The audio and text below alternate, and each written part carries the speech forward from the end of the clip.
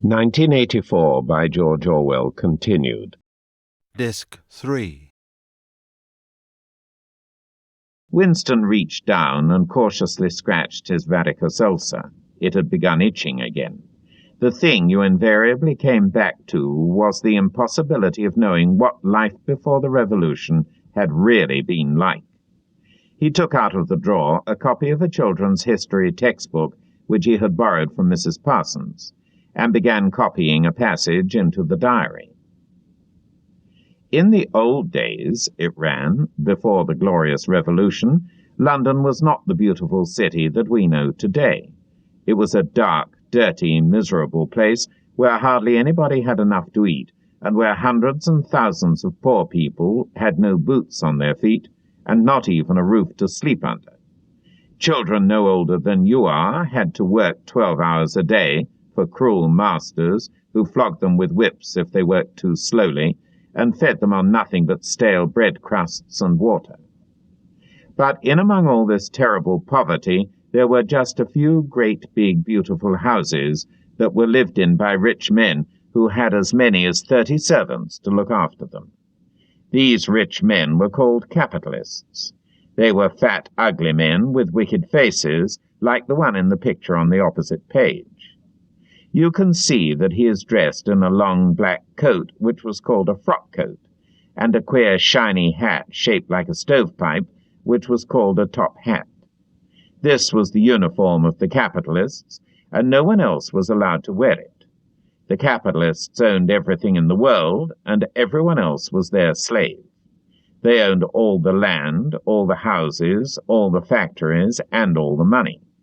If anyone disobeyed them, they could throw him into prison, or they could take his job away and starve him to death. When any ordinary person spoke to a capitalist, he had to cringe and bow to him and take off his cap and address him as Sir.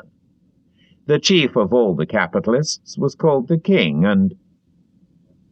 But he knew the rest of the catalogue. There would be mention of the bishops in their lawn sleeves, the judges in their ermine robes, the pillory, the stocks, the treadmill, the cat-o'-nine-tails, the Lord Mayor's banquet, and the practice of kissing the Pope's toe. There was also something called the jus primi noctis, which would probably not be mentioned in a textbook for children. It was the law by which every capitalist had the right to sleep with any woman working in one of his factories. How could you tell how much of it was lies? It might be true that the average human being was better off now than he had been before the revolution. The only evidence to the contrary was the mute protest in your own bones, the instinctive feeling that the conditions you lived in were intolerable, and that at some other time they must have been different. It struck him that the truly characteristic thing about modern life was not its cruelty and insecurity, but simply its bareness, its dinginess, its listlessness. Life, if you looked about you, bore no resemblance not only to the lies that streamed out of the telescreens, but even to the ideals that the party was trying to achieve. Great areas of it, even for a party member, were neutral and non-political, a matter of slogging through dreary jobs, fighting for a place on the tube, darning a worn-out sock, cadging a saccharine tablet, saving a cigarette end. The ideal set up by the party was something huge, terrible, and glittering, a world of steel and concrete, of monstrous machines and terrifying weapons, a nation of warriors and fanatics marching forward in perfect unity, all thinking the same thoughts and shouting the same slogans, perpetually working, fighting, triumphing, persecuting, 300 million people, all with the same face. The reality was decaying, dingy cities where underfed people shuffled to and fro in leaky shoes, in patched-up 19th century houses that smelt always of cabbage and bad lavatories. He seemed to see a vision of London, vast and ruinous, city of 1 million dustbins. Mixed up with it was a picture of Mrs. Parsons, a woman with lined face and wispy hair, fiddling helplessly with a blocked wastepipe. He reached down and scratched his ankle again.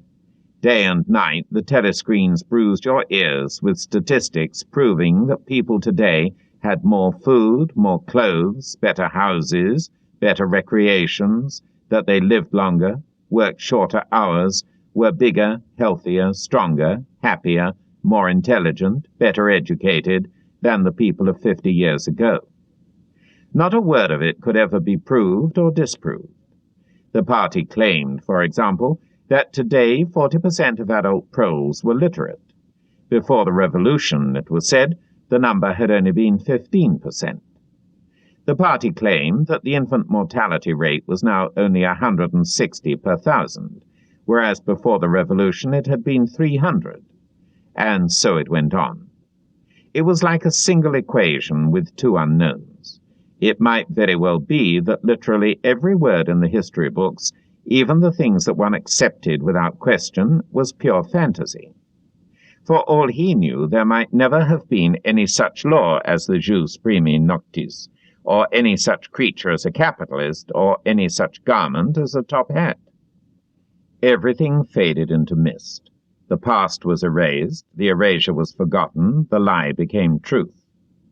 Just once in his life he had possessed, after the event, that was what counted, concrete, unmistakable evidence of an act of falsification. He had held it between his fingers for as long as 30 seconds. In 1973, it must have been, at any rate, it was at about the time when he and Catherine had parted. But the really relevant date was 7 or 8 years earlier. The story really began in the middle 60s, the period of the Great Purges, in which the original leaders of the revolution were wiped out once and for all. By 1970, none of them was left except Big Brother himself. All the rest had by that time been exposed as traitors and counter-revolutionaries. Goldstein had fled and was hiding, no one knew where, and of the others a few had simply disappeared, while the majority had been executed after spectacular public trials at which they made confession of their crimes. Among the last survivors were 3 men named Jones, Aronson, and Rutherford. It must have been in 1965 that these 3 had been arrested. As often happened, they had vanished for a year or more, so that one did not know whether they were alive or dead, and then had suddenly been brought forth to incriminate themselves in the usual way. They had confessed to intelligence with the enemy. At that date, too, the enemy was Eurasia, embezzlement of public funds, the murder of various trusted party members, intrigues against the leadership of Big Brother, which had started long before the revolution happened, and acts of sabotage causing the death of hundreds of thousands of people. After confessing to these things, they had been pardoned, reinstated in the party, and given posts which were in fact sinecures, but which sounded important. All 3 had written long, abject articles in the Times, analyzing the reasons for their defection and promising to make amends. Some time after their release, Winston had actually seen all 3 of them in the Chestnut Tree Cafe. He remembered the sort of terrified fascination with which he had watched them out of the corner of his eye. They were men far older than himself, relics of the ancient world, almost the last great figures left over from the heroic early days of the party. The glamour of the underground struggle and the Civil War still faintly clung to them. He had the feeling, though already at that time facts and dates were growing blurry, that he had known their names years earlier than he had known that of Big Brother.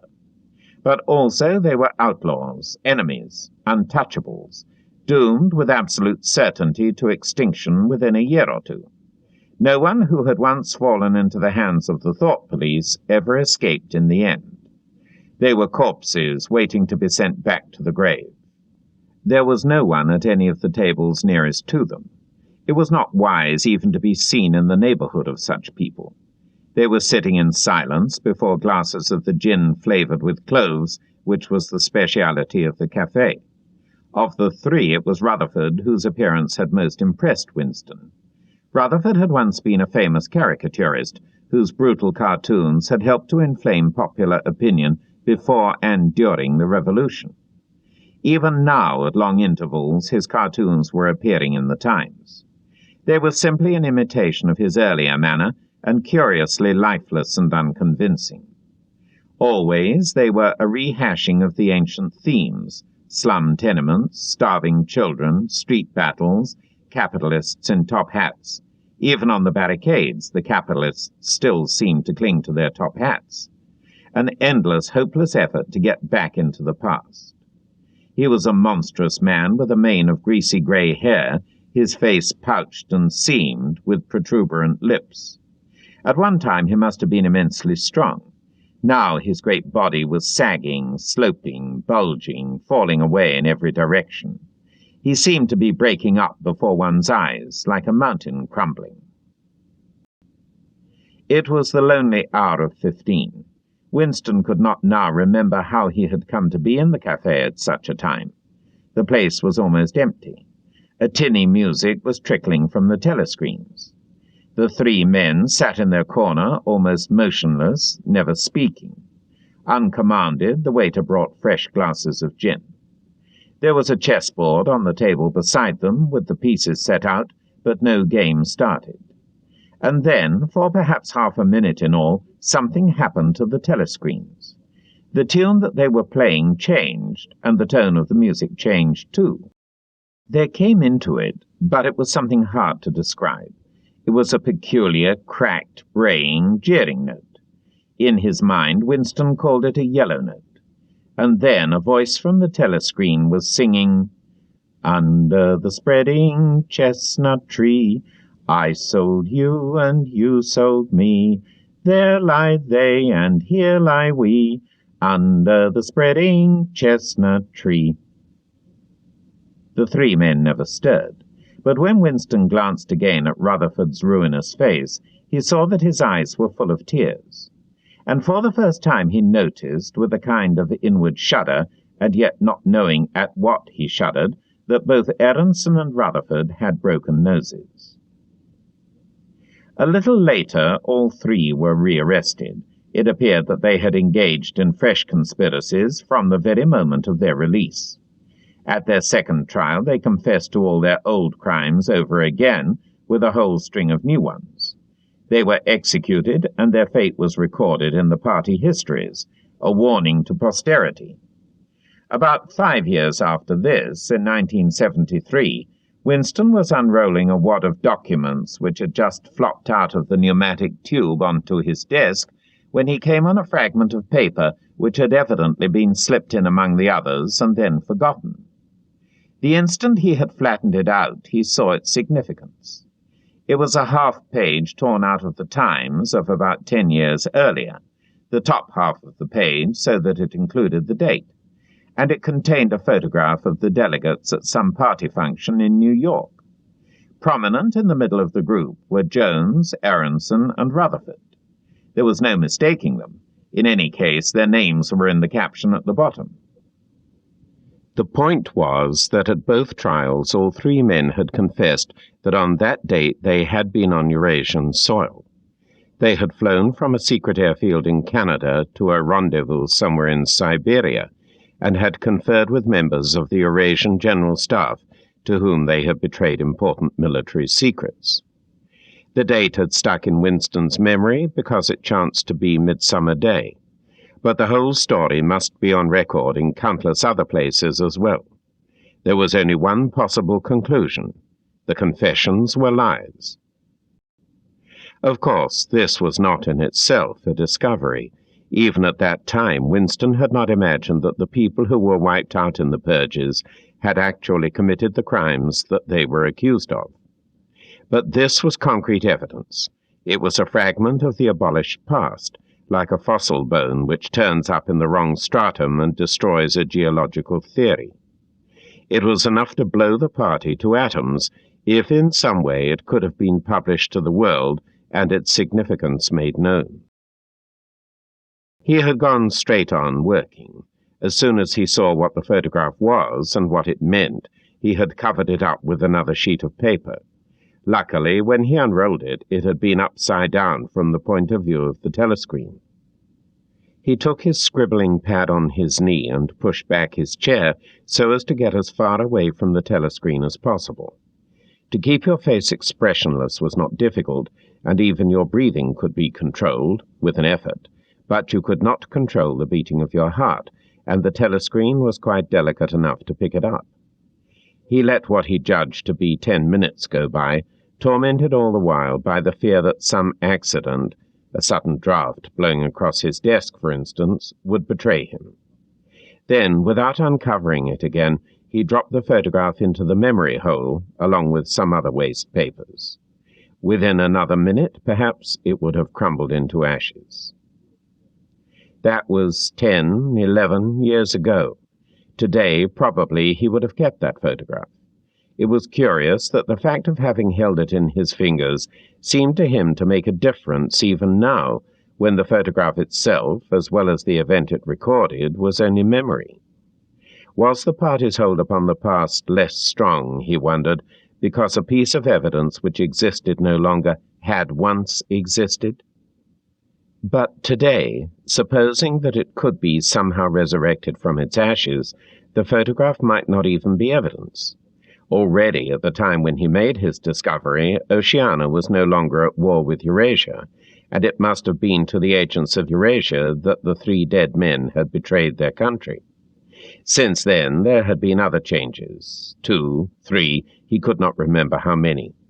Very likely the confessions had been rewritten and rewritten until the original facts and dates no longer had the smallest significance. The past not only changed, but changed continuously.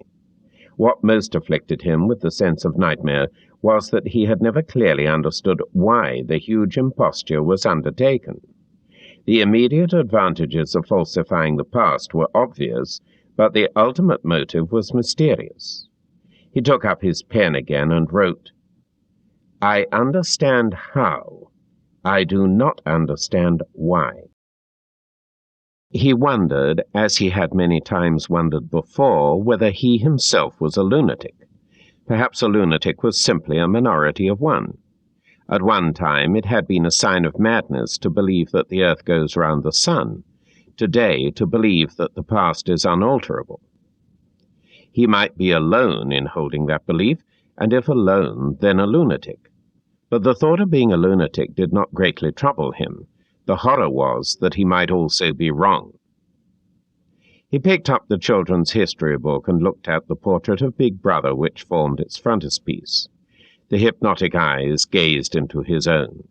It was as though some huge force were pressing down upon you, something that penetrated inside your skull, battering against your brain, frightening you out of your beliefs, persuading you almost to deny the evidence of your senses. In the end, the party would announce that 2 and 2 made 5, and you would have to believe it. It was inevitable that they should make that claim sooner or later. The logic of their position demanded it. Not merely the validity of experience, but the very existence of external reality was tacitly denied by their philosophy. The heresy of heresies was common sense, and what was terrifying was not that they would kill you for thinking otherwise, but that they might be right. For, after all, how do we know that 2 and 2 make 4? Or that the force of gravity works? Or that the past is unchangeable? If both the past and the external world exist only in the mind, and if the mind itself is controllable, what then?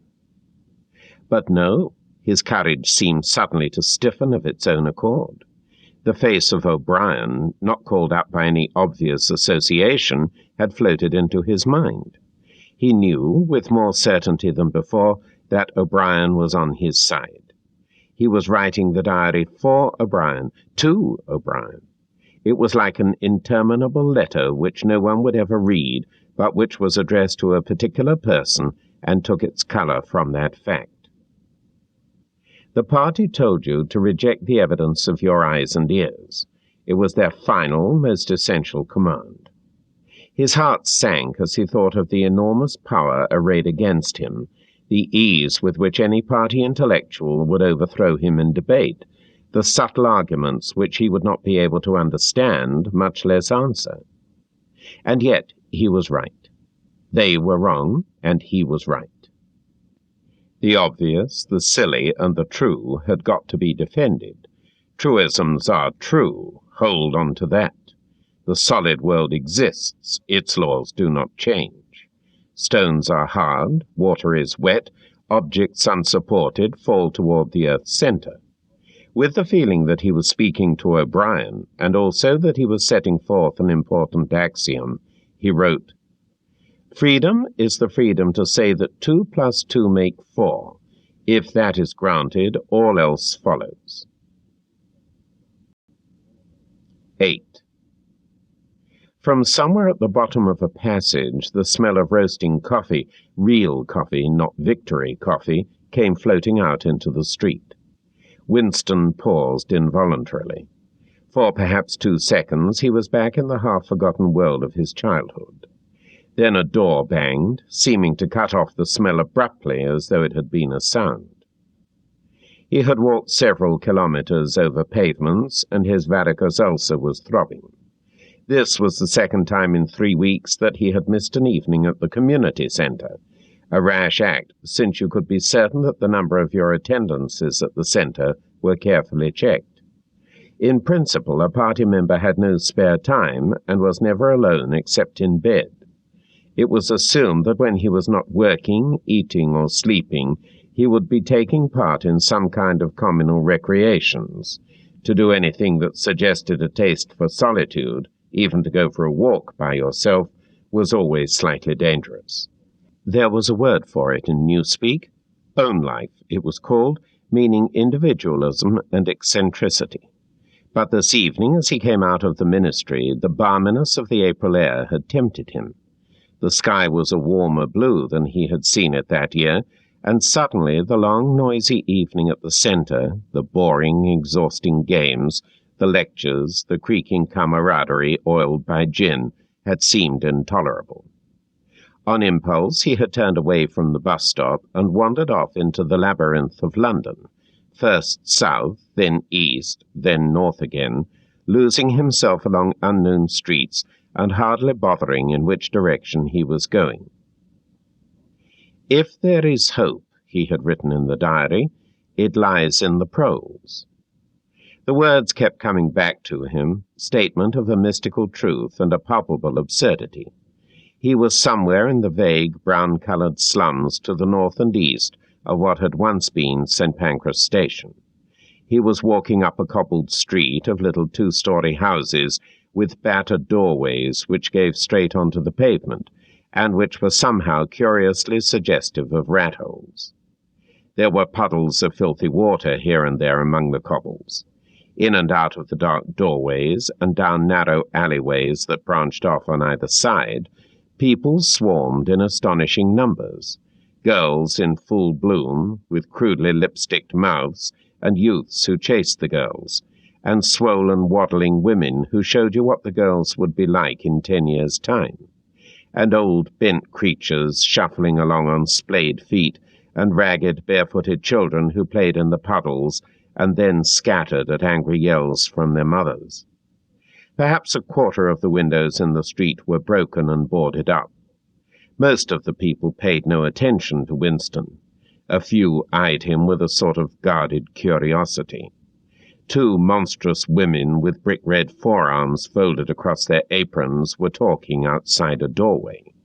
Winston caught scraps of conversation as he approached. "Yes," I says to her, "that's all very well," I says, "but if you'd have been in my place, you'd have done the same as what I done. It's easy to criticise," I says, "but you ain't got the same problems as what I got." "Ah," said the other, "that's just it. That's just where it is." The strident voices stopped abruptly.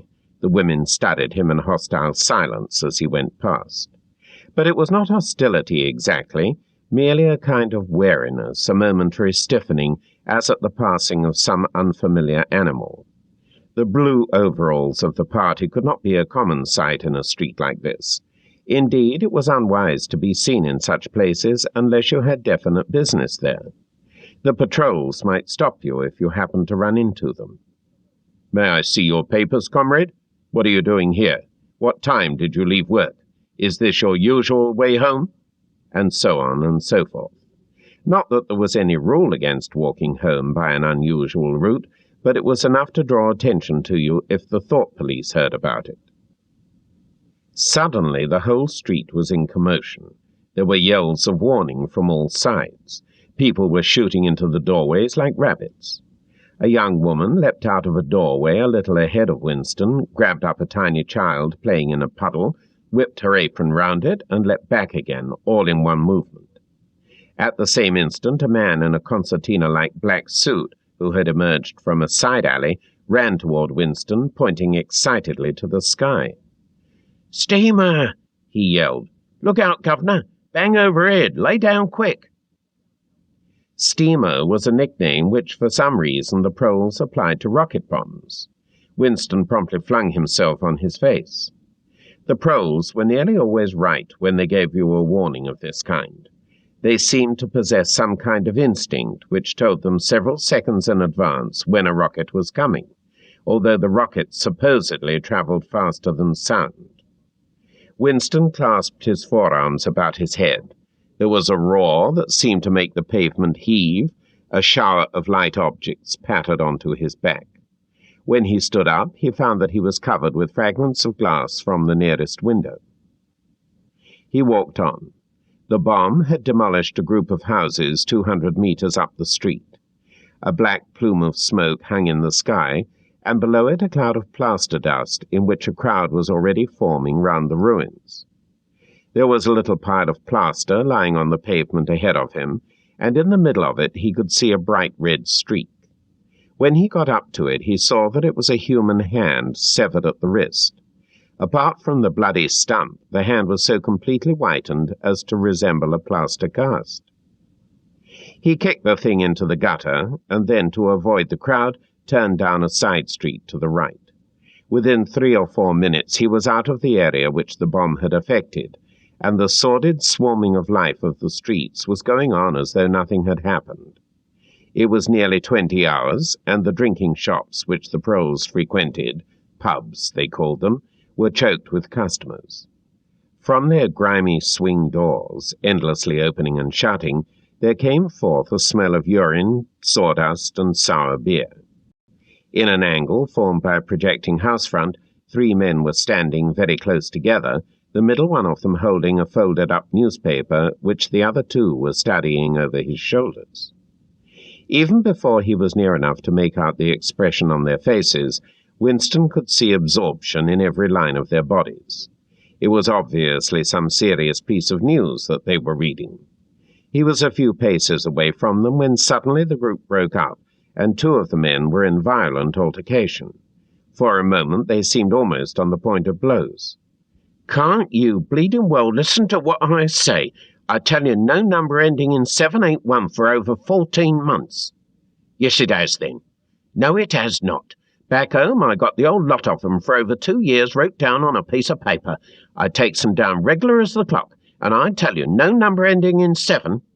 Yes, a 7 has one. I could pretty near tell you the bleeding number. 407 it ended in.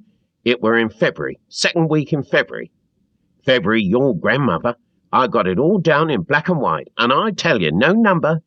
"I'll pack it in," said the 3rd man. They were talking about the lottery. Winston looked back when he had gone 30 meters. They were still arguing with vivid, passionate faces. The lottery, with its weekly payout of enormous prizes, was the one public event to which the proles paid serious attention. It was probable that there were some millions of proles for whom the lottery was the principal, if not the only reason for remaining alive. It was their delight, their folly, their anodyne, their intellectual stimulant. Where the lottery was concerned, even people who could barely read and write seemed capable of intricate calculations and staggering feats of memory. There was a whole tribe of men who made a living simply by selling systems, forecasts, and lucky amulets. Winston had nothing to do with the running of the lottery, which was managed by the Ministry of Plenty, but he was aware, indeed everyone in the party was aware, that the prizes were largely imaginary. Only small sums were actually paid out, the winners of the big prizes being non-existent persons. In the absence of any real intercommunication between one part of Oceania and another, this was not difficult to arrange. But if there was hope, it lay in the prose. You had to cling on to that. When you put it in words, it sounded reasonable. It was when you looked at the human beings passing you on the pavement that it became an act of faith. The street into which he had turned ran downhill. He had a feeling that he had been in this neighborhood before, and that there was a main thoroughfare not far away. From somewhere ahead there came a din of shouting voices. The street took a sharp turn, and then ended in a flight of steps, which led down into a sunken alley where a few stall-keepers were selling tired-looking vegetables. At this moment Winston remembered where he was. The alley led out into the main street, and down the next turning, not 5 minutes away, was the junk shop where he had bought the blank book which was now his diary. And in a small stationer's shop not far away he had bought his penholder and his bottle of ink. He paused for a moment at the top of the steps. On the opposite side of the alley there was a dingy little pub, whose windows appeared to be frosted over, but in reality were merely coated with dust. A very old man, bent but active, with white moustaches that bristled forward like those of a prawn, pushed open the swing door and went in. As Winston stood watching, it occurred to him that the old man, who must be 80 at the least, had already been middle-aged when the revolution happened. He and a few others like him were the last links that now existed with the vanished world of capitalism. In the party itself there were not many people left whose ideas had been formed before the revolution. The older generation had mostly been wiped out in the great purges of the 50s and 60s, and the few who survived had long ago been terrified into complete intellectual surrender. If there was anyone still alive who could give you a truthful account of conditions in the early part of the century, it could only be a pro. Suddenly the passage from the history book that he had copied into his diary came back into Winston's mind, and with a lunatic impulse took hold of him. He would go into the pub, he would scrape acquaintance with that old man and question him. He would say to him, "Tell me about your life when you were a boy. What was it like in those days? Were things better than they are now, or were they worse?" Hurriedly, lest he should have time to become frightened, he descended the steps and crossed the narrow street. It was madness, of course. As usual, there was no definite rule against talking to proles and frequenting their pubs, but it was far too unusual an action to pass unnoticed. If the patrols appeared, he might plead an attack of faintness, but it was not likely that they would believe him. He pushed open the door, and a hideous, cheesy smell of sour beer hit him in the face. As he entered, the din of voices dropped to about half its volume. Behind his back he could feel everyone eyeing his blue overalls.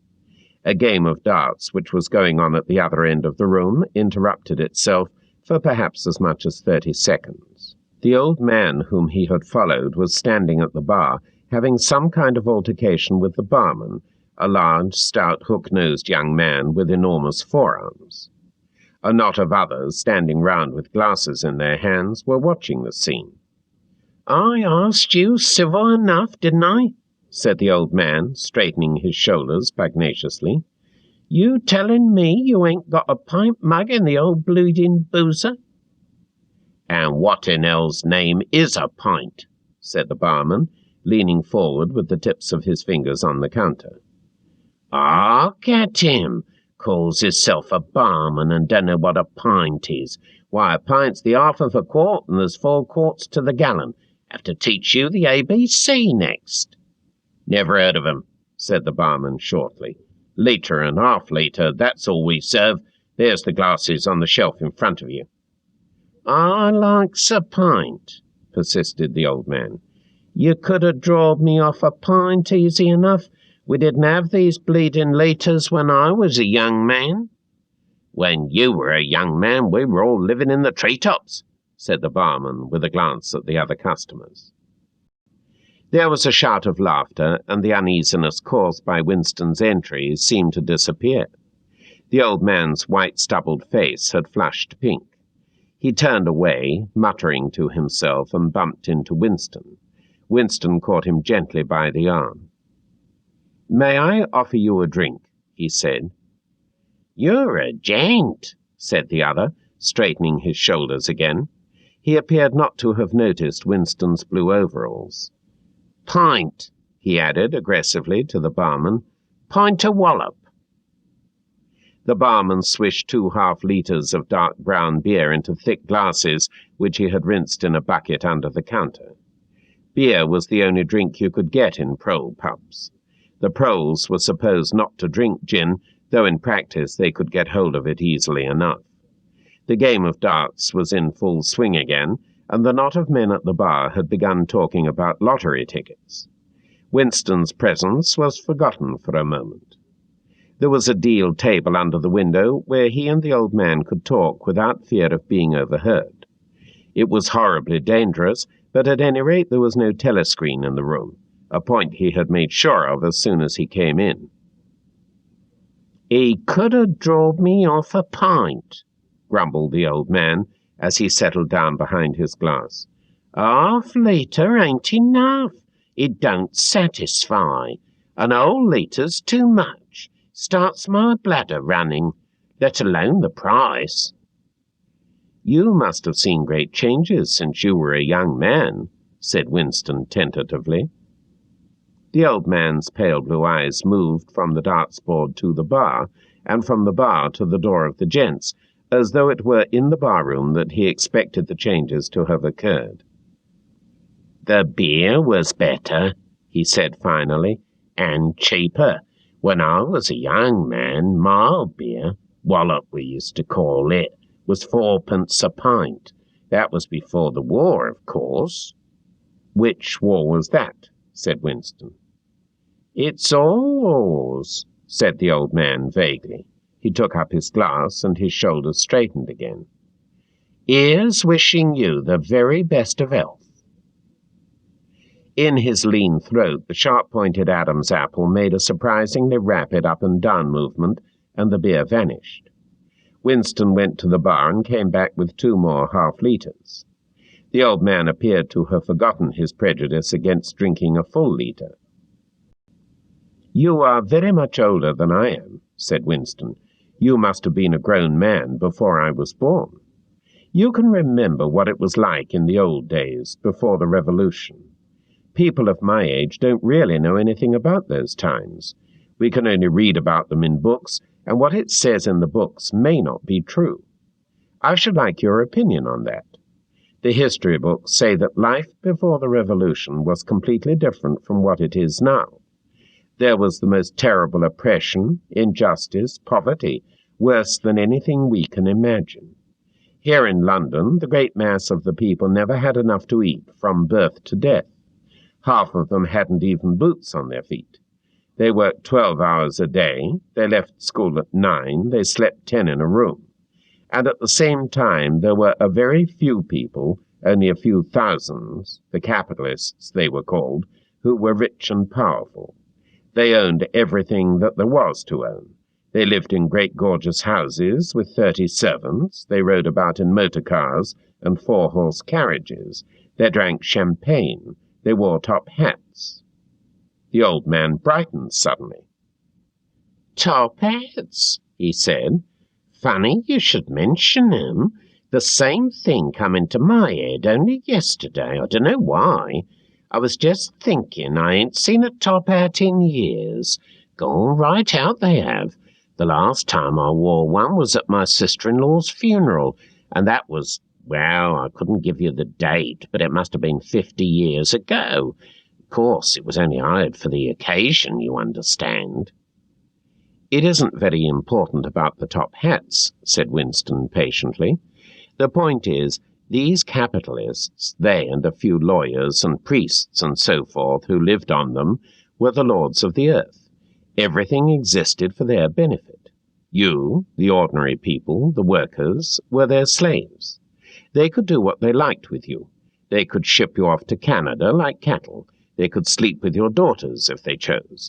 They could order you to be flogged with something called a cat-o'-nine-tails. You had to take your cap off when you passed them. Every capitalist went about with a gang of lackeys who— The old man brightened again. "Lackeys," he said. "Now there's a word I ain't heard since ever so long. Lackeys, that reg'lar takes me back, that does. I recollect, donkeys years ago, I used to sometimes go to Hyde Park of a Sunday afternoon to hear the blokes making speeches. Salvation Army, Roman Catholics, Jews, Indians, all sorts there was. And there was one bloke, well, I couldn't give you his name, but a real powerful speaker he was. He didn't half give it 'em.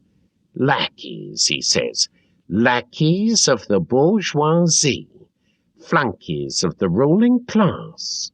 Parasites, that was another of 'em. And hyenas, he definitely called 'em hyenas. Of course, he was referring to the Labour Party, you understand." Winston had the feeling that they were talking at cross purposes. "What I really wanted to know was this," he said. "Do you feel that you have more freedom now than you had in those days? Are you treated more like a human being? In the old days, the rich people, the people at the top." "The House of Lords," put in the old man reminiscently. "The House of Lords, if you like. What I'm asking is, were these people able to treat you as an inferior simply because they were rich and you were poor? Is it a fact, for instance, that you had to call them sir and take off your cap when you passed them?" The old man appeared to think deeply. He drank off about a quarter of his beer before answering. "Yes," he said. "They liked you to touch your cap to 'em, showed respect like. I didn't agree with it myself, but I done it often enough. Had to, as you might say." "And was it usual— I'm only quoting what I've read in history books— was it usual for these people and their servants to push you off the pavement into the gutter?" "One of them pushed me once," said the old man. "I recollect it as if it was yesterday. It was boat race night. Terrible rowdy they used to get on boat race night. And I bumps into a young bloke on Shaftesbury Avenue. Quite the gent he was, dress shirt, top hat, black overcoat. He was kind of zigzagging across the pavement, and I bumps into him accidental-like. He says, 'Why can't you look where you're going?' he says. And I says, 'Do you think you've bought the bleeding pavement?' He says, 'I'll twist your bloody head off if you get fresh with me.' I says, 'You're drunk. I'll give you in charge in half a minute,' I says. And if you'll believe me, he puts his hand on my chest and gives me a shove as pretty near sent me under the wheels of a bus. Well, I was young in them days, and I was going to have fetched him one only." A sense of helplessness took hold of Winston. The old man's memory was nothing but a rubbish heap of details. One could question him all day without getting any real information. The party histories might still be true, after a fashion. They might even be completely true. He made a last attempt. "Perhaps I have not made myself clear," he said. "What I'm trying to say is this. You have been alive a very long time. You lived half your life before the Revolution. In 1925, for instance, you were already grown up. Would you say, from what you can remember, that life in 1925 was better than it is now, or worse? If you could choose, would you prefer to live then or now?" The old man looked meditatively at the darts board. He finished up his beer more slowly than before. When he spoke, it was with a tolerant, philosophic air, as though the beer had mellowed him. "I know what you expect me to say," he said. "You expect me to say as I'd sooner be young again. Most people'd say they'd sooner be young if you asked 'em. You got your health and strength when you're young. When you get to my time of life, you ain't never well. I suffer something wicked from my feet, and my bladder's just terrible. 6 and 7 times a night it's had me out of bed. On the other hand, there's great advantages in being an old man. You ain't got the same worries, no truck with women, and that's a great thing. I ain't had a woman for near on 30 years, if you credit me, nor wanted to, what's more." Winston sat back against the windowsill. It was no use going on. He was about to buy some more beer when the old man suddenly got up and shuffled rapidly into the stinking urinal at the side of the room. The extra half-litre was already working on him. Winston sat for a minute or two, gazing at his empty glass, and hardly noticed when his feet carried him out into the street again. Within 20 years at the most, he reflected, the huge and simple question, was life better before the revolution than it is now, would have ceased once and for all to be answerable. But in effect it was unanswerable even now, since the few scattered survivors from the ancient world were incapable of comparing one age with another. They remembered a million useless things, a quarrel with a workmate, a hunt for a lost bicycle pump, the expression on a long-dead sister's face, the swirls of dust on a windy morning 70 years ago. But all the relevant facts were outside the range of their vision. They were like the ant, which can see small objects but not large ones. And when memory failed and written records were falsified, when that happened, the claim of the party to have improved the conditions of human life had got to be accepted, because there did not exist, and never again could exist, any standard against which it could be tested. At this moment his train of thought stopped abruptly. He halted and looked up. He was in a narrow street with a few dark little shops interspersed among dwelling houses.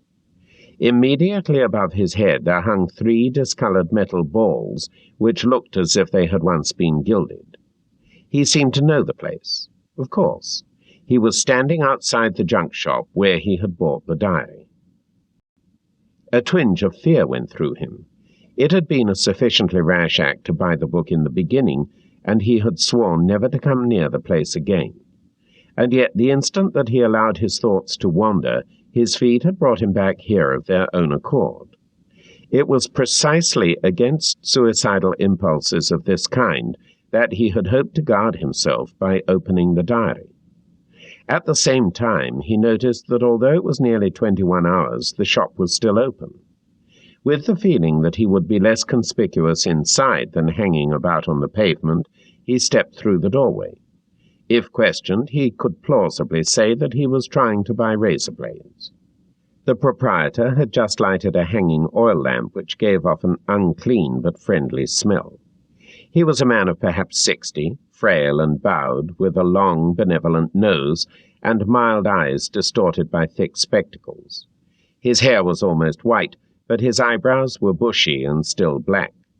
His spectacles, his gentle, fussy movements, and the fact that he was wearing an aged jacket of black velvet gave him a vague air of intellectuality, as though he had been some kind of literary man or perhaps a musician.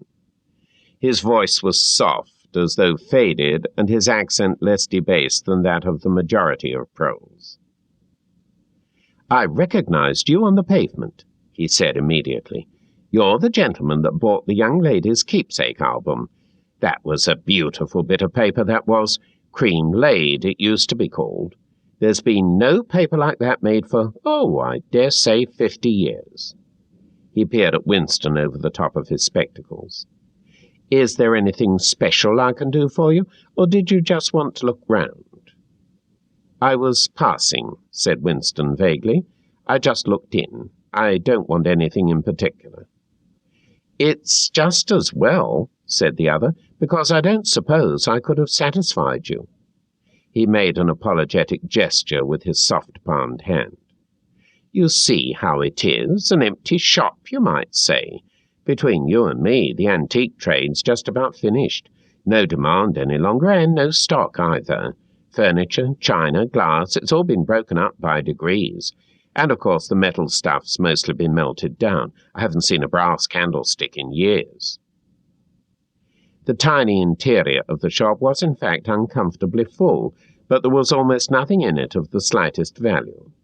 The floor space was very restricted, because all round the walls were stacked innumerable dusty picture frames. In the window there were trays of nuts and bolts, worn-out chisels, penknives with broken blades, tarnished watches that did not even pretend to be in going order, and other miscellaneous rubbish. Only on a small table in the corner was there a litter of odds and ends, lacquered snuff-boxes, agate brooches, and the like, which looked as though they might include something interesting. As Winston wandered toward the table, his eye was caught by a round, smooth thing that gleamed softly in the lamplight, and he picked it up. It was a heavy lump of glass, curved on one side, flat on the other, making almost a hemisphere. There was a peculiar softness, as of rainwater, in both the color and the texture of the glass. At the heart of it, magnified by the curved surface, there was a strange, pink, convoluted object that recalled a rose or a sea anemone. "What is it?" said Winston, fascinated. "That's coral, that is," said the old man. "It must have come from the Indian Ocean. They used to kind of embed it in the glass. That wasn't made less than 100 years ago, more by the look of it." "It's a beautiful thing," said Winston. "It is a beautiful thing," said the other appreciatively, "but there's not many that'd say so nowadays." He coughed. "Now, if it so happened that you wanted to buy it, that'd cost you $4. I can remember when a thing like that would have fetched £8, and £8 was, well, I can't work it out, but it was a lot of money. But who cares about genuine antiques nowadays, even the few that's left?" Winston immediately paid over the $4 and slid the coveted thing into his pocket. What appealed to him about it was not so much its beauty as the air that it seemed to possess of belonging to an age quite different from the present one. The soft, rain-watery glass was not like any glass that he had ever seen. The thing was doubly attractive because of its apparent uselessness, though he could guess that it must once have been intended as a paperweight. It was very heavy in his pocket, but fortunately it did not make much of a bulge. It was a queer thing, even a compromising thing, for a party member to have in his possession. Anything old, and for that matter anything beautiful, was always vaguely suspect. The old man had grown noticeably more cheerful after receiving the $4. Winston realized that he would have accepted 3 or even 2. "There's another room upstairs that you might care to take a look at," he said. "There's not much in it, just a few pieces. We'll do with a light if we're going upstairs." He lit another lamp, and with bowed back led the way slowly up the steep and worn stairs and along a tiny passage into a room which did not give on the street, but looked out on a cobbled yard and a forest of chimney-pots. Winston noticed that the furniture was still arranged as though the room were meant to be lived in. There was a strip of carpet on the floor, a picture or two on the walls, and a deep, slatternly armchair drawn up to the fireplace.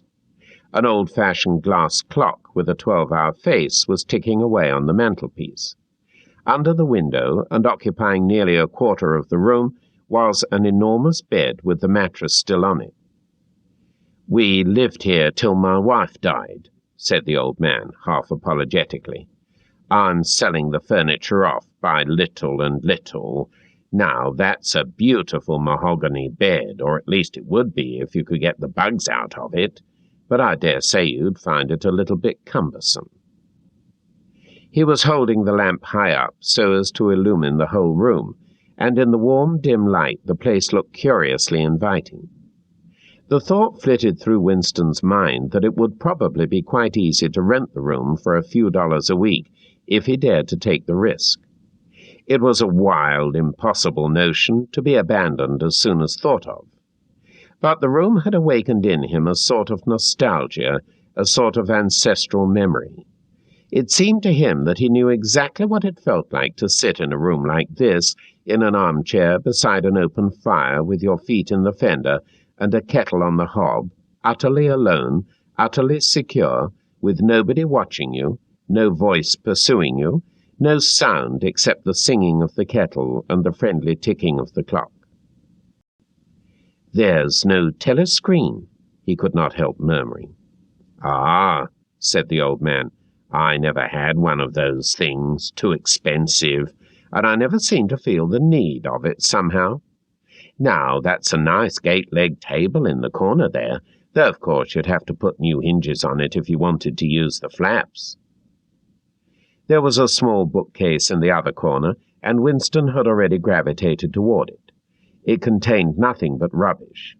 The hunting down and destruction of books had been done with the same thoroughness in the pro quarters as everywhere else. It was very unlikely that there existed anywhere in Oceania a copy of a book printed earlier than 1960. The old man, still carrying the lamp, was standing in front of a picture in a rosewood frame which hung on the other side of the fireplace, opposite the bed. "Now, if you happen to be interested in old prints at all," he began delicately. Winston came across to examine the picture. It was a steel engraving of an oval building with rectangular windows and a small tower in front. There was a railing running round the building, and at the rear end there was what appeared to be a statue. Winston gazed at it for some moments. It seemed vaguely familiar, though he did not remember the statue. "The frame's fixed to the wall," said the old man, "but I could unscrew it for you, I dare say." "I know that building," said Winston finally. "It's a ruin now. It's in the middle of the street outside the Palace of Justice." "That's right, outside the law courts. It was bombed many years ago. It was a church at one time. St. Clement's Dane, its name was." He smiled apologetically, as though conscious of saying something slightly ridiculous, and added, "Oranges and lemons, say the bells of St. Clement's." "What's that?" said Winston. "Oh, oranges and lemons, say the bells of St. Clement's.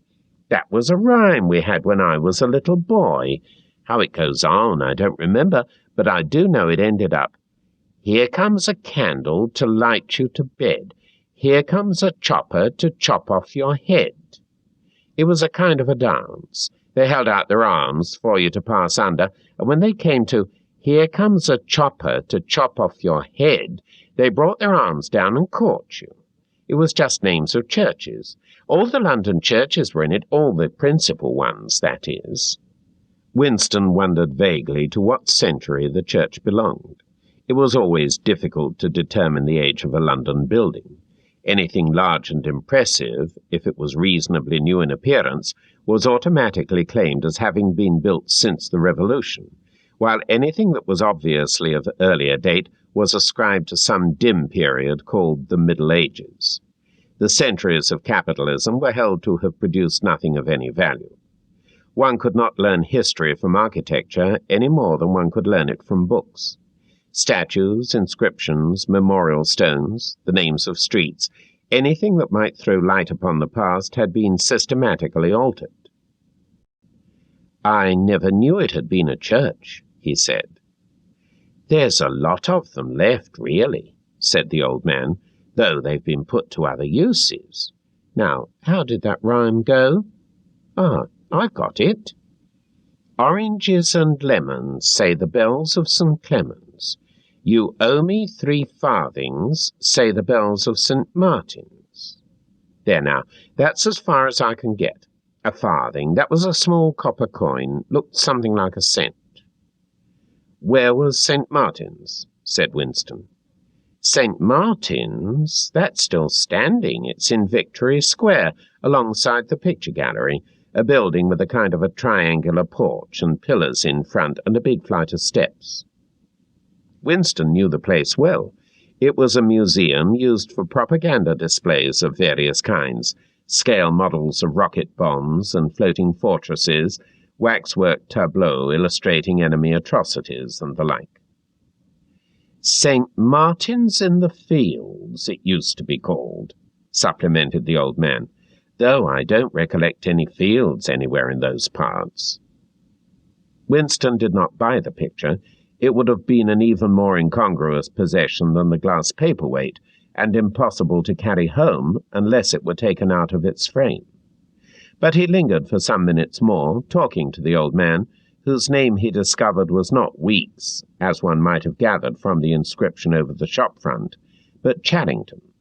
Mr. Charrington, it seemed, was a widower, aged 63, and had inhabited this shop for 30 years. Throughout that time he had been intending to alter the name over the window, but had never quite got to the point of doing it. All the while that they were talking, the half-remembered rhyme kept running through Winston's head. Oranges and lemons, say the bells of St. Clement's. You owe me 3 farthings, say the bells of St. Martin's. It was curious, but when you said it to yourself, you had the illusion of actually hearing bells, the bells of a lost London that still existed somewhere or other, disguised and forgotten. From one ghostly steeple after another, he seemed to hear them pealing forth. Yet, so far as he could remember, he had never in real life heard church bells ringing. He got away from Mr. Charrington and went down the stairs alone, so as not to let the old man see him reconnoitring the street before stepping out of the door.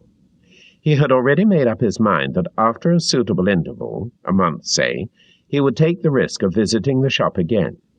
It was perhaps not more dangerous than shirking an evening at the centre.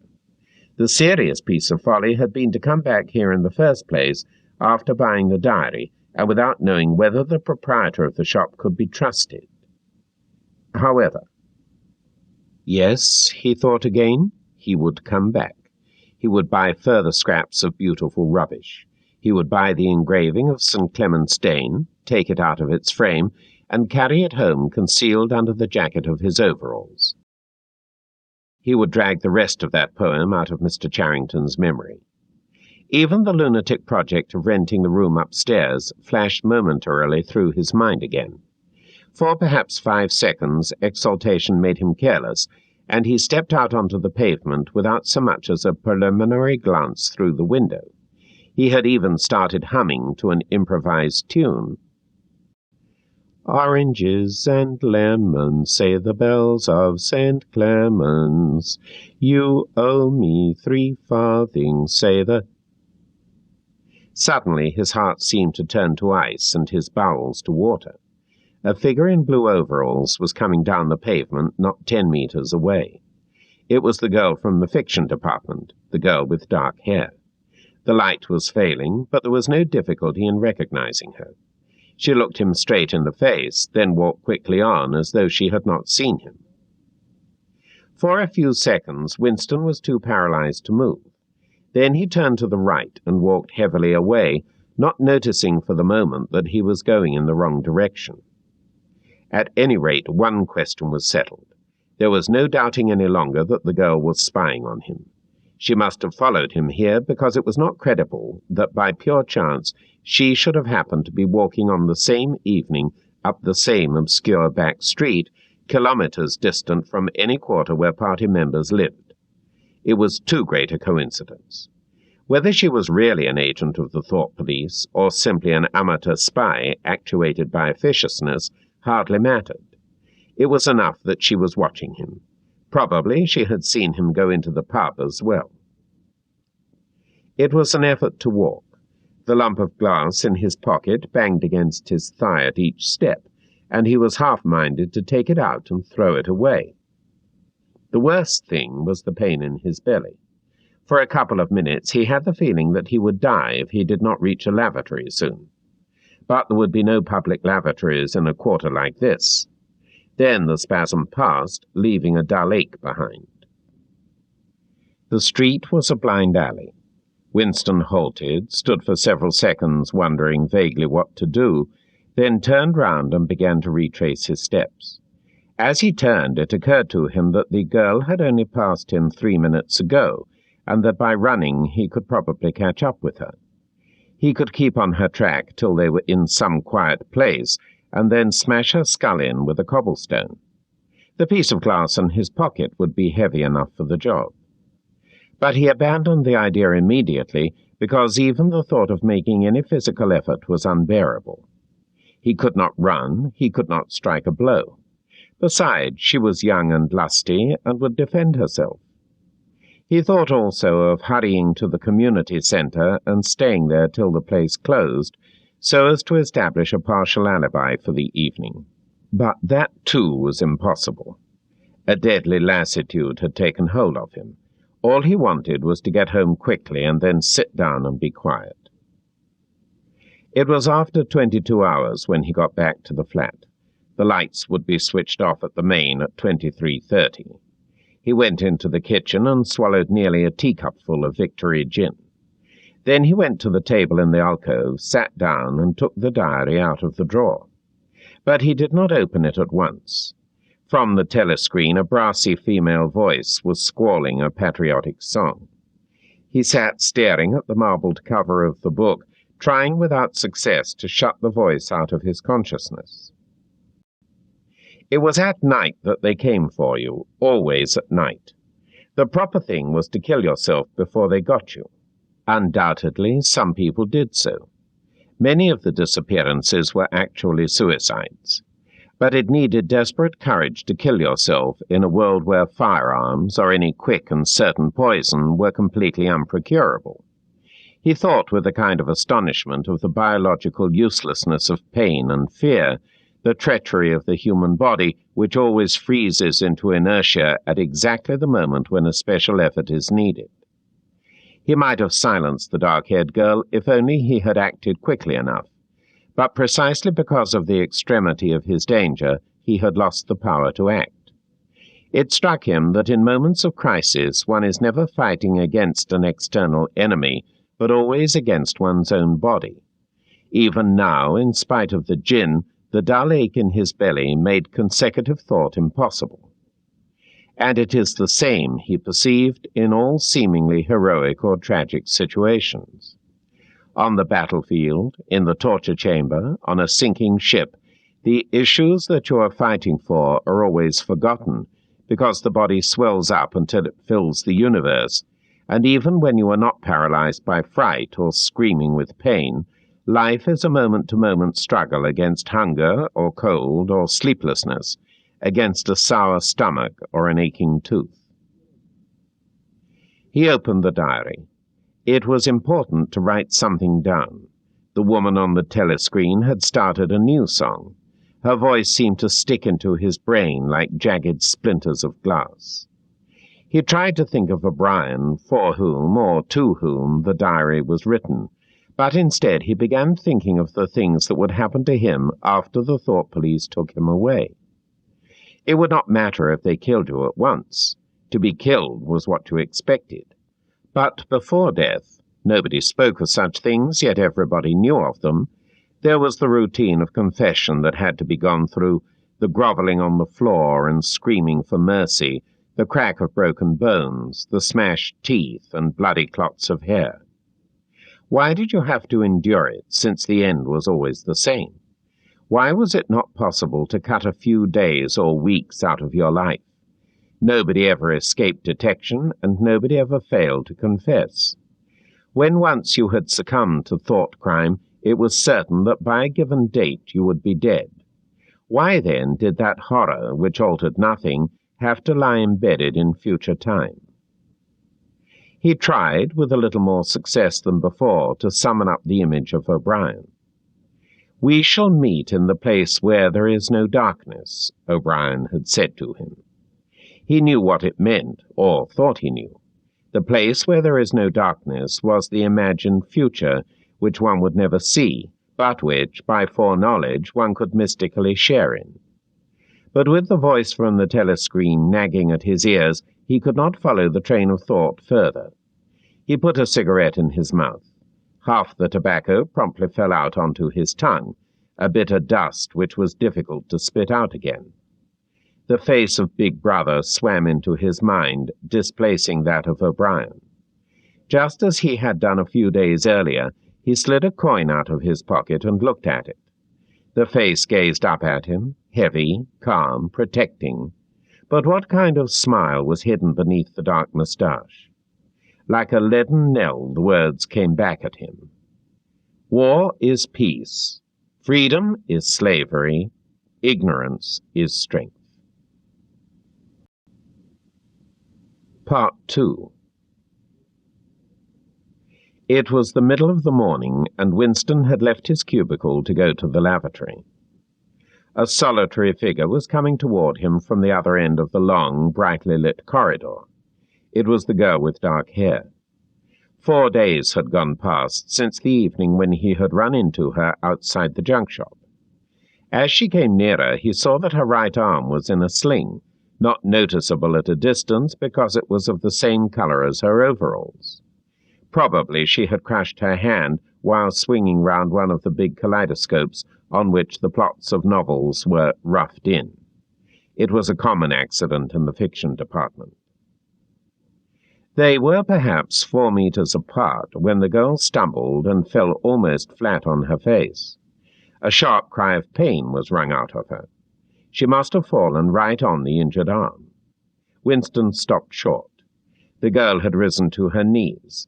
Her face had turned a milky yellow color against which her mouth stood out redder than ever. Her eyes were fixed on his with an appealing expression that looked more like fear than pain.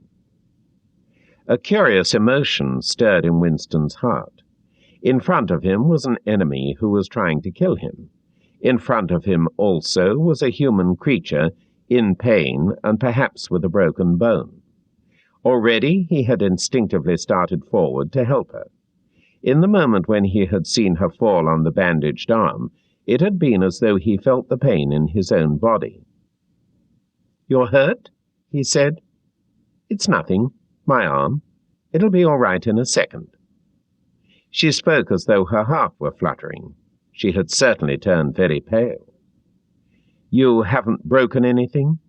"No, I'm all right. It hurt for a moment, that's all." She held out her free hand to him, and he helped her up. She had regained some of her color and appeared very much better. "It's nothing," she repeated shortly. "I only gave my wrist a bit of a bang. Thanks, comrade." And with that she walked on in the direction in which she had been going, as briskly as though it had really been nothing. The whole incident could not have taken as much as half a minute. Not to let one's feelings appear in one's face was a habit that had acquired the status of an instinct, and in any case they had been standing straight in front of a telescreen when the thing happened. Nevertheless, it had been very difficult not to betray a momentary surprise, for in the 2 or 3 seconds while he was helping her up, the girl had slipped something into his hand. There was no question that she had done it intentionally. It was something small and flat. As he passed through the lavatory door, he transferred it to his pocket and felt it with the tips of his fingers. It was a scrap of paper folded into a square. While he stood at the urinal, he managed, with a little more fingering, to get it unfolded. Obviously, there must be a message of some kind written on it. For a moment he was tempted to take it into one of the water closets and read it at once. But that would be shocking folly, as he well knew. There was no place where you could be more certain that the telescreens were watched continuously. He went back to his cubicle, sat down, threw the fragment of paper casually among the other papers on the desk, put on his spectacles, and hitched the speak right toward him. 5 minutes, he told himself. 5 minutes at the very least.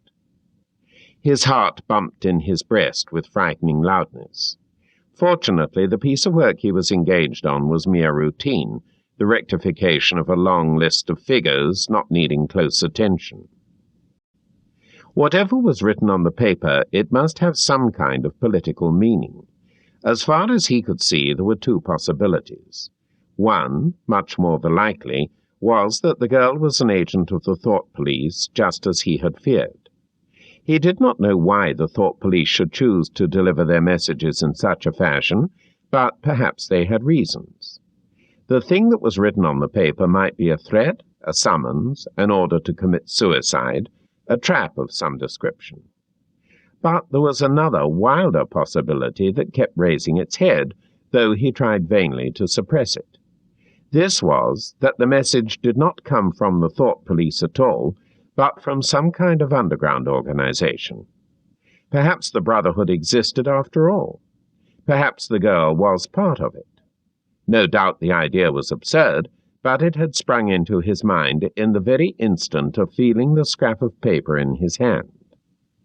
It was not till a couple of minutes later that the other, more probable explanation had occurred to him. And even now, though his intellect told him that the message probably meant death, still that was not what he believed, and the unreasonable hope persisted, and his heart banged, and it was with difficulty that he kept his voice from trembling as he murmured his figures into the speakwrite.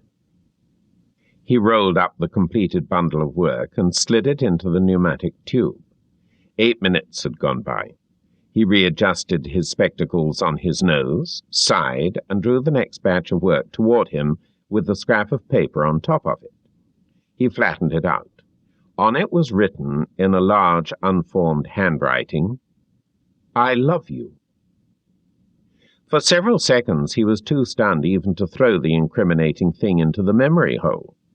When he did so, although he knew very well the danger of showing too much interest, he could not resist reading it once again, just to make sure that the words were really there. For the rest of the morning it was very difficult to work. What was even worse than having to focus his mind on a series of niggling jobs was the need to conceal his agitation from the telescreen. He felt as though a fire were burning in his belly. Lunch in the hot, crowded, noisy-filled canteen was a torment. He had hoped to be alone for a little while during the lunch hour, but as bad luck would have it, the imbecile Parsons flopped down beside him, the tang of his sweat almost defeating the tinny smell of stew, and kept up a stream of talk about the preparations for Hate Week. He was particularly enthusiastic about a papier-mâché model of Big Brother's head, 2 meters wide, which was being made for the occasion by his daughter's troop of spies. The irritating thing was that in the racket of voices, Winston could hardly hear what Parsons was saying, and was constantly having to ask for some fatuous remark to be repeated. Just once he caught a glimpse of the girl, at a table with 2 other girls, at the far end of the room. She appeared not to have seen him, and he did not look in that direction again. This book is continued on Disc 4.